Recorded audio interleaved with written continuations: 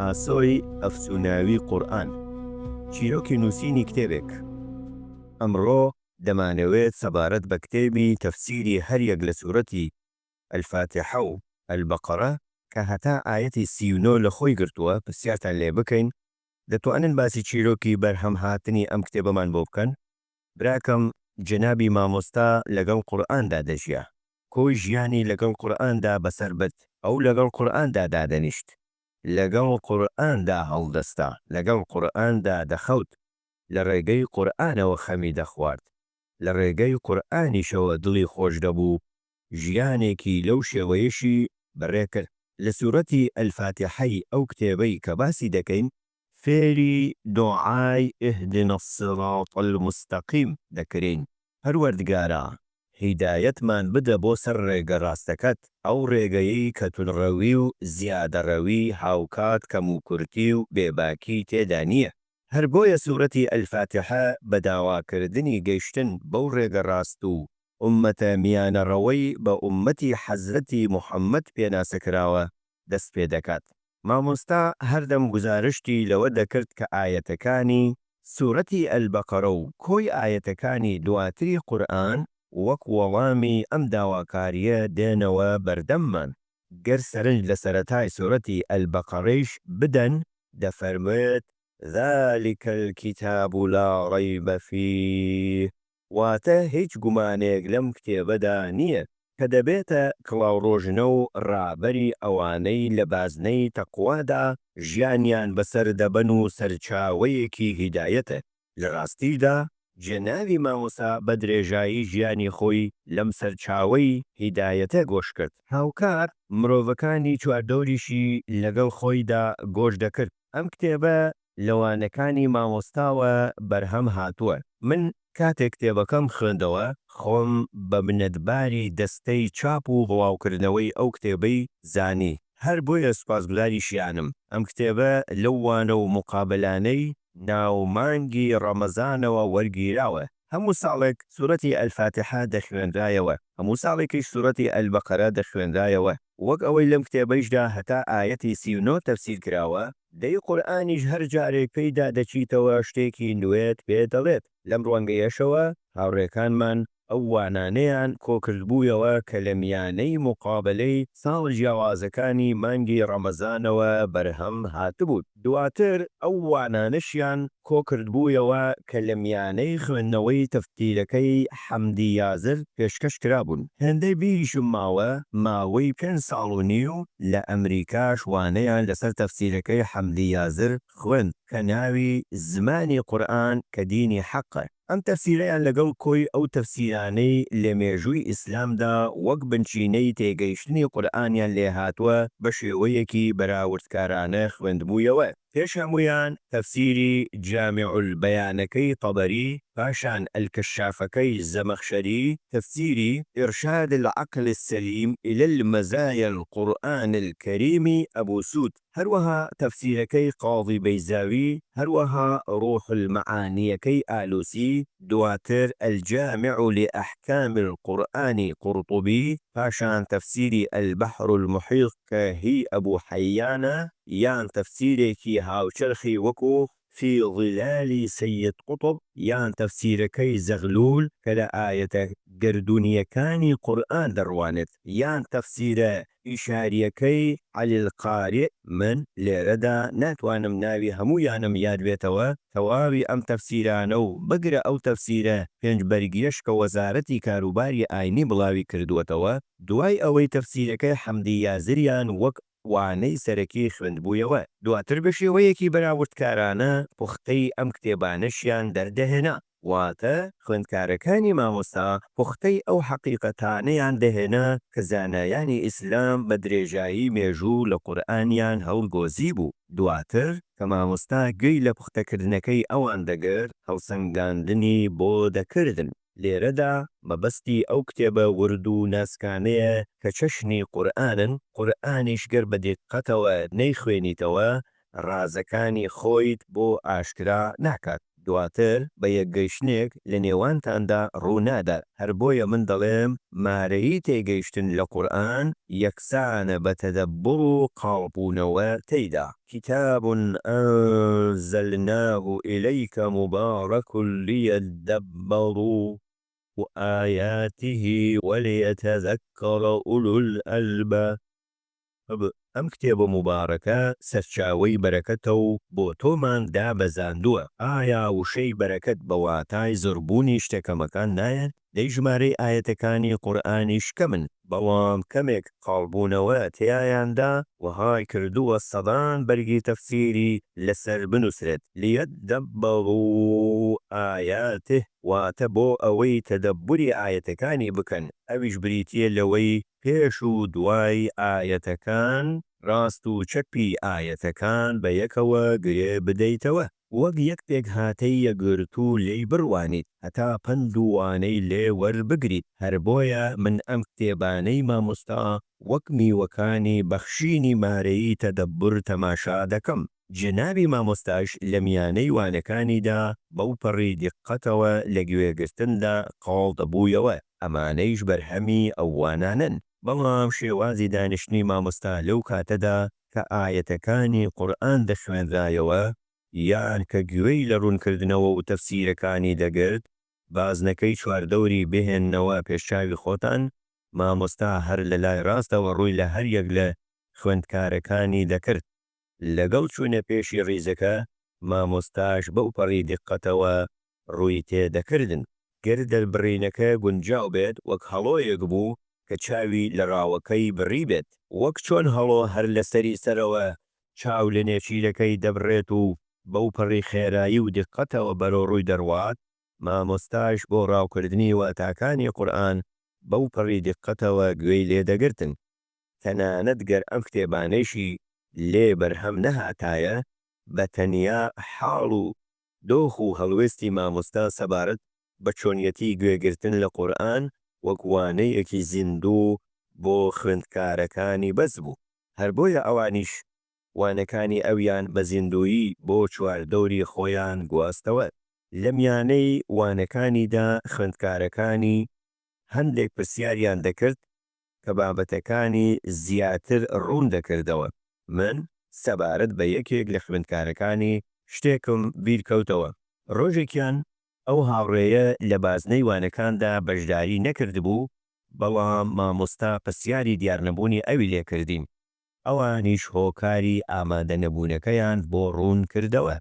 مامۆستا لە وەڵامدا وتی ئەو وانەکانی زیاتر دەوڵەمەند دەکرد. واتە مامۆستایەک بوو بەشداریکردنی خوێندکارەکانی بە دەوڵەمەندێتی ئەژمار دەکرد، بە تەنیا لە پێگەی بەخشیندا نەبوو، لە شوێنی خۆیدا هەندێک شتی لە خوێندکارەکانیشی وەردەگرت. زۆر جاریش دەیوت منیش زۆر سوودم لە ئێوە بینیوە. هەروەها مامۆستا هەردەم بە خوێندکارەکانی دەوت ئێمە هاوڕێی موساکەرە و گفتوگۆکردنین. ئەوەش خاڵێکی زۆر گرنگە لە ڕوانگەی دەرخستنی پەیوەندی مامۆستا بە خوێندکارەکانیەوە. دەی ئەم کتێبە لە باگراوندێکی لەم شێوەیەوە بەرهەم هاتووە، وەک ئەو حەدیسە پیرۆزەی لە صحیحی مسلیمیشدا هاتووە: وما اجتمع قوم في بيت من بيوت الله يتلون كتاب الله ويتدارسونه بينهم إلا نزلت عليهم السكينة وغشيتهم الرحمة وحفتهم الملائكة وذكرهم الله في من عنده. وتاكي بكورتی ئەمەیە هەر کۆمەڵەیەک لە یەکێک لە ماڵەکانی ئەڵڵادا کۆببنەوە، دواتر کتێبەکەی ئەڵڵاه وەک وانە لە نێوان خۆیاندا بیڵێنەوە. دەی ئەم کتێبە کتومت لە دۆخێکی لەم شێوەیەدا بەرهەم هاتووە. مامۆستا لەگەڵ خوێندکار و میوانەکانی پێکەوە لە مزگەوتەکەی ئەوێدا کۆدەبوونەوە، پێکەوە کتێبەکەی پەروەردگاریان دەخوێندەوە، دواتر بە شێوەیەکی ڕوبەڕوو گفتوگۆیان لەسەر دەکرد. بەم شێوەیە هەوڵی تێگەیشتن لە قوڵایەکانیان دەدا. هاوکات گەشتی قاڵبوونەوە و تەدەببوریان دەست پێ دەکرد. گەر بەوشەکانی قورئان گوزاری لە بابەتەکە بکەین، ئەوانیش ڕێک لە تەدەببورێکی وەهادا بوون. دەیگەر کەسانێک بەو شێوەیە بوون إلا نزلت عليهم السكينة، واتە سکنایی بۆ سەردڵەکانیاندا دەبەزێت. ئەسسەکینە چەمکێکی قورئانیە. ئەوانەی مەراقی واتای وشەکەیان هەیە دەتوانن لە بەرگی یەکەمی تەپۆکە زمرودیەکانی دڵدا ئەو وتارە بخوێنێتەوە. ئەمەیش بە واتای ئارامی و حزوری دڵی مرۆڤ دێت، بریتە لەو لە خەمڕەخسینەی بەهۆی پەیوەندیەوە لەگەڵ ئەڵڵادا دروست دەبێت. دەی لە تەواوی وانەکانی مامۆستادا حاڵەتێکی وەها هەبوو، هەمووانیش بە گوێرەی ئاستی بێگەردی دڵیان لەسەر ئاستی جیاواز هەستیان پێدەکرد. وحەفەتهم المەلائکە، فریشتەکان ئابڵوقەی ئەو شوێنە دەدەن، شوێنێکیش فریشتەکان ڕووی تێبکەن شەیتانەکان لێی هەڵدێن، هەر بۆیە ئەو شوێنە دەبێتە شوێنێکی نورانی فریشتەنشین. وغەشیەتهم الرەحمە، هەروەها ڕەحمەتی پەروەردگار بەسەر ئەو شوێنەدادا دەبارێت و گەمارەوی دەدات. تەواوی ئەمانە شتگەلێکی جوانن، بەڵام بڕگەی کۆتایی لە هەموویان جوانترە کە دەفەرموێت وەذەکەرەهم الله فی من عنده.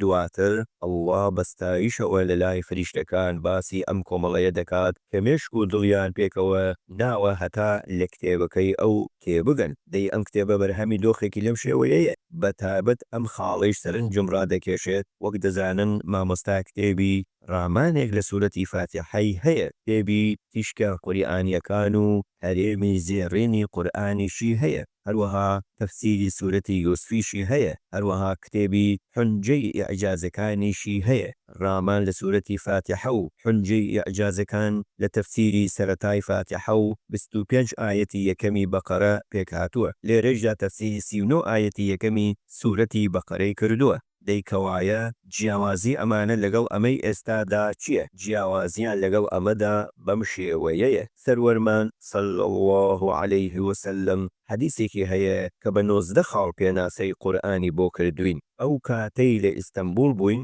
لە دانیشتێکی ئێوارەدا بوو کە پرسیاری ئەم حەدیثمان لە مامۆستا کرد. تەنانەت یەکێک لە پەروەردە کارە شارەزاکانی ڕۆژگاری ئەمڕۆیشمانی لێبوو کە مامۆستا ئادەم ئاکنجیە.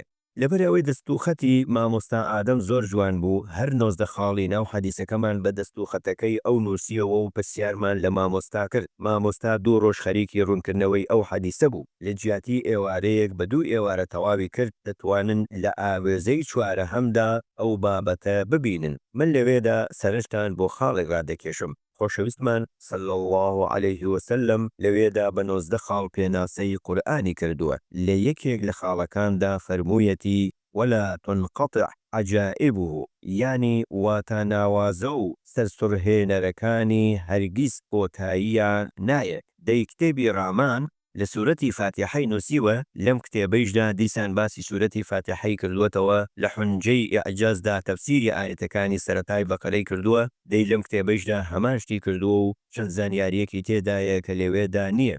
دەی لەمەوە ڕازی ئەم حەدیثە پیرۆزەمان بۆ ڕوون دەبێتەوە، یان ئەو ئایەتەی کە پێشتەمێک باسمان کرد کتاب مبارەکون، واتە کتێبێکی پڕپیت و بەرەکەتە. لەگەڵ هەر پێداچوونەوەیەکدا شتی نوێی تێدا دەدۆزیتەوە.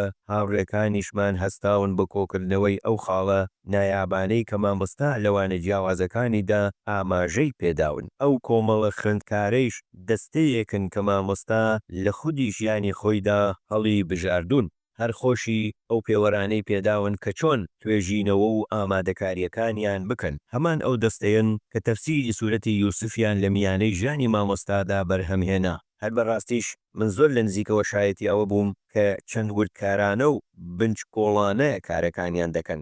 زۆر جاریش وەک داخوازی ئەو خاکە ڕایی بوونەی هەیانە، دەنا خودی خۆم من حەدێشی وام نییە. پرسیاری ئەوەیان لە منیش کردووە کە مامۆستا لە فڵان شوێندا مەمەستی لە چ شتێک بووە. دەیانوت ئێوە لە نزیکەوە بایەختان بە دنیابینی و فکری ئەو دەدا. تەنانەت داوای یارمەتیان لە منیش دەکرد. بەم شێوەیە هاوبەشیمان لە کاری ئەو خوێندکارانەیشدا کرد کە لە بەردەمبێزی وانەوتنەوەی مامۆستادا دانیشت بوون. پرسیاری ئەو شوێنانەیان دەکرد کە بە ناڕەحەت لێ تێدەگەیشتن. پرسیاری ئەوەیان دەکرد کە ئایا شوێنێکی تر شک دەبەم زیاتر ئەو بابەتەیان بۆ ڕوون بکاتەوە. بەم هۆیەوە دەڵێم هەتا دووەڕادە تێکۆشەر و خاکین کارێکیشیان خستووەتە ڕوو کە جێگەی دەستخۆشی و ستایشە. من کە کتێبەکەم خوێندەوە وتم خۆزگە لە سەرەتاوە هەتا کۆتایی قورئان بەم شێوەیە تەفسیر بکرایە. لەم جۆرە کتێبانەدا لەلایەکەوە هەست بەوە دەکەیت کە لە کەشوهەوای وانەوتنەوەدا ئامادە کراوە. بەڕای ئێوە لە نێوان ئەم تەفسیرە و کتێبەکانی پێشووتری تەفسیردا جیاوازی لە شێوەکانیاندا هەیە؟ لەسەر ئاستی گشتی خوێنەرەکانی گەر بەراوردی بکەین بە ڕامان لە سوورەتی فاتیحە و حونجەی ئەعجازەکان دەشێت ئەوە بڵێم کە شێوازێکی ئاسانتری لەوان هەیە. ئەوان کتێبگەلێکن کە کۆشیێکی زیاتر دەخوازن بۆ لێ تێگەیشتن خۆگەر مارەیی تێگەشتنەکەیان بدەیت ئەوانیش ڕێگەکانی بە یەکگەیشتنتان بۆ دەکەنەوە. بەڵام لەم کتێبەدا کەم کوزاراوە تەکنیکیەکان هێندەی حونجەی ئیعجازەکان زۆر نین. لەسەر ئاستی گشتی خوێنەرەکانی مامۆستا زۆر بە ئاسانتر دەتوانن لێی تێبگەن. خاوەنی شێوازێکی سادەیە لە باسکردنی بابەتەکاندا. هەر بەڕاستیش کاتێک لەو بابەتانە دەڕوانین کە هەڵوەستەی لەسەریان کردووە وەک ئەوەی مامۆستا سوعادی یڵدرمیش لە دەستپێکی کتێبی حونجەی ئەعجازەکاندا ئاماژەی بۆ کردووە. جەنابی مامۆستا لەو تەفسیرەیدا هەڵوێستە لەسەر 25 ئایەتی یەکەمی سوورەتی ئەلبەقەرە دەکات. مامۆستا سوعاد دەڵێت ئەو 25 ئایەتەی سەرەتای بەقەرە وەک پوختەی کۆی ئایەتەکانی قورئانە. بنچینەی ترین بابەتەکان لەوێدا باسکراون. لەم ڕوانگەیەوە بۆ ئەو کەسانەی کە دەیانەوێت بە شێوەیەکی گشتگیرانە لە قورئان بڕوانن ئەگەرچی ئەمە کتێبێکی زۆر دوور و درێژیش نییە 298 لاپەڕەیەک دەبێت مرۆڤ دەتوانێت بە چەند ڕۆژێک تەواوی بکات. من بۆ ئەوەی سەبارەت بە کتێبێک کە نەم خوێندووەتەوە قسە نەکەم لە سەرەتاوە هەتا کۆتایی خوێندمەوە هەر بۆیە دەڵێم شێوازێکی هەیە کەشنی ئاوی سازگار لەسەر دڵی مرۆڤ دەڕوات. مامۆستا ئێمە ئەوە دەزانین کە مامۆستا لە هەڵبژاردننی ناو بۆ کتێبەکانی زۆر وردەکارانە مامەڵەی کردووە سەبارەت بەم تەفسیرەیان کە وەک بەرگی دووهەمی تەفسیرەکانیەتی هەڵبژاردن ناوی ئاسۆی ئەفسوناوی قورئان لە چ ڕوانگەیەکەوە بووە. وەک دەزانن بەرگی یەکەمی تەفسیرەکەی مامۆستا خۆی لە ژیاندا بوو کە دەرچوو. هەر کاتێک کتێبێکی تازە دەردەچوو چەند ناوێک بە گوێرەی ناوەڕۆکەکەی وەک پێشنیار دەخرایە بەردەم مامۆستا. مامۆستا ژێکێک لەو ناوانەی هەڵدەبژات یان ڕاستەوخۆ خۆی ناوێکی تری هەڵدەبژات. بۆ نمونە سەبارەت بە کۆتاگۆزەی شکاو کە بڵاو کرایەوە یەکێک لەو ناوانەی پێشنیار کرابوو ڕێگەی مەردایەتی بوو. مامۆستا لە سوچێکەوە نووسی نورانی ئیدی کردی بە ڕێگەی نورانی مەردایەتی. مەردایەتی فتووە لە زاراوەکانی ناو ئیسلامدا جێگەیەکی تایبەتی هەیە. وشەیەکە لە قورئانەوە سەرچاوەی گرتووە بە درێژایی مێژوو واتای جیاوازی لەسەر بار کراوە. بەڵام لە ڕۆژگاری ئەمڕۆماندا پەیامەکانی نور ڕاوەیەکی جیاوازیان بۆ ئەم وشەیە هێناوە. سەرنج بدەن لەوەی مامۆستا دەستکاریەکی زۆر نایابی ئەو بابەتە دەکات هاوشێوەی ئەمە چەند ناوێک وەک پێشنیار خرانە بەردەم مامۆستا. مامۆستا هەر خودی خۆشی لە کتێبی ئەو ئاسۆیەی کە ڕووناکی تێدا بینرا وتارێکی لەژێر ناوی ئاسۆی ئەفسوناوی قورئاندا هەیە. ئیدی مامۆستا ئەو ناوەی هەڵبژات. من گەر لە نەخشەی پشتەوەی ئەم ناوە بڕوانم دەتوانم ئەمە بڵێم.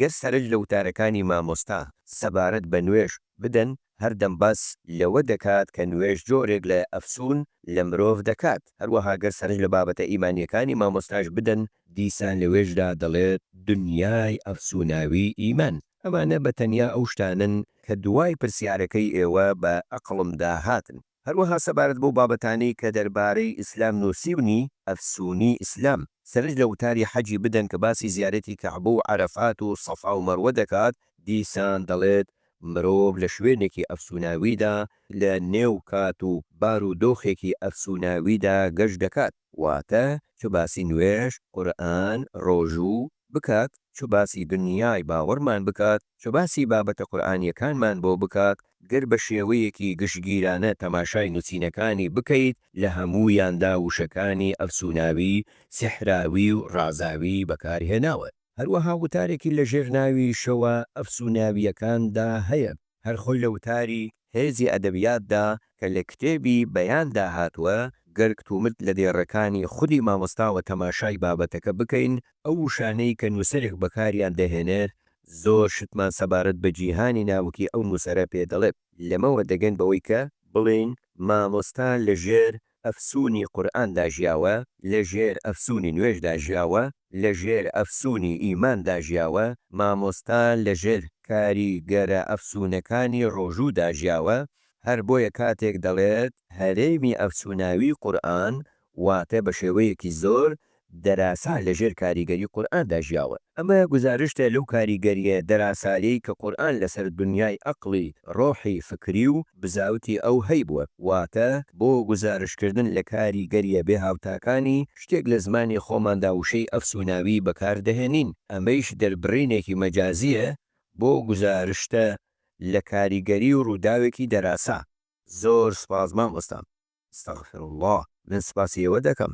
دەمەوێت بە بینەرە بەڕێزەکان بڵێم لە ڕێگەی ئەم کتێبەوە گەشتێکی قوڵ و تەدەبوریانەی قورئان دەکەن، دەتوانن کاتگەلێکی جوان و پڕچێژی لەگەڵدا بەسەر ببن، دەتوانن زۆر دەستوری جوان بۆ ژیانیان لەم کتێبەوە هەڵبگۆزن، پاشان دەتوانن لە ژیانی خۆشیاندا پەیڕەوی لێ بکەن و بۆ کەسانی تریشی بگوازنەوە.